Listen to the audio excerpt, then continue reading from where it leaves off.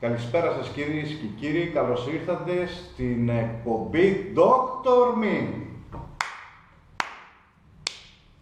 Στην πρώτη εβδομαδία εκπομπή Dr. Me. Πάμε. Έχω άγχος, έχω βάλει το στετοσκόπιο. Έχω ταχυπαγμία, είναι η πρώτη εκπομπή και όπως καταλαβαίνετε έχω μεγάλο άγχος. Λοιπόν, όπως σας είχα πει και στο τρέιλερ, μπορείτε να στέλνετε όλους τους προβληματισμούς, τις ερωτήσεις σας, ό,τι βάσανα έχετε στο email info.drme@gmail.com και εγώ θα σας βρω τις απαντήσεις για όλα τα προβλήματα που έχετε και όλες τις ερωτήσεις. Λοιπόν, πάμε στην πρώτη ερώτηση που μας έχει στείλει ο Κώστας από τη Λάρισα. Λοιπόν, για να δούμε τι έχει στείλει ο Κώστας από τη Λάρισα.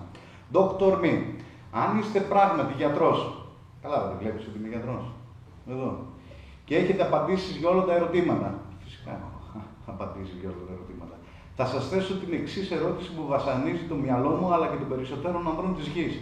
Πώς λειτουργεί, παύλα σκέφτεται, το γυναικείο μυαλό?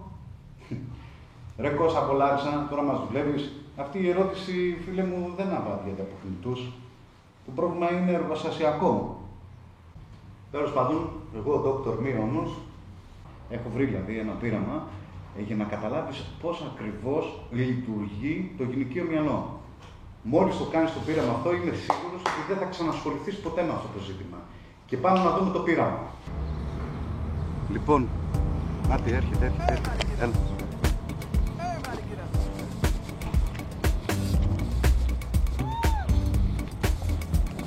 Γεια σας, κυρία μου. Dr. Me. Λέγομαι Dr. Me. Who? Me. You. Not you, me. Μάλιστα. Χάρηκα, Dr. You. Σαΐνη είναι αυτή.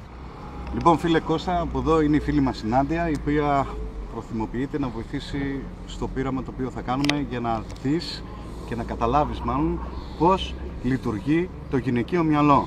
Λοιπόν, Νάντια, είσαι έτοιμη για το πείραμα? Φυσικά. Λοιπόν, φίλε Κώστα, παίρνουμε αυτό το στιθοσκόπιο εδώ, το βλέπεις, και το τοποθετούμε, όχι εδώ που θα θέλαμε όλοι να το τοποθετήσουμε, αλλά εδώ στο κεφάλι. Μισό λεπτό, Νάντια, εδώ. Θέλω να είσαι ήρεμη, χωρίς να σκέφτεσαι τίποτα. Okay. Λοιπόν, φίλε Κώστα, είσαι έτοιμος? Σε έχουμε συνδέσει, ακούς και εσύ τώρα ταυτόχρονα.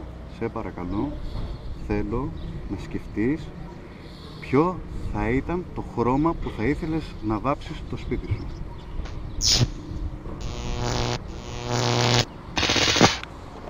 Σιγά, κυρία μου. Μα τι έκανα? Ένα χρώμα σου ζήτησα να σκεφτείς. Everybody get up.